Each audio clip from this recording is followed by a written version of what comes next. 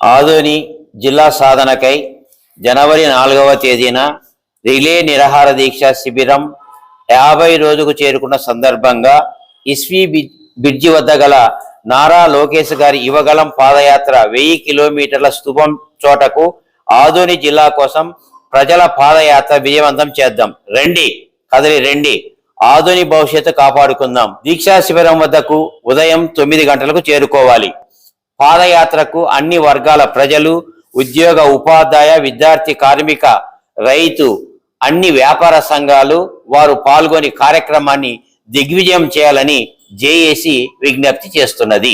ఆదోని జిల్లా కోసం ప్రజల పాదయాత్ర విజయవంతం చేద్దాం. రండి, కదలి రండి, ఆదోని భవిష్యత్తు కాపాడుకుందాం.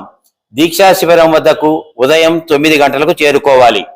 పాదయాత్రకు అన్ని వర్గాల ప్రజలు, ఉద్యోగ ఉపాధ్యాయ, విద్యార్థి, కార్మిక, రైతు,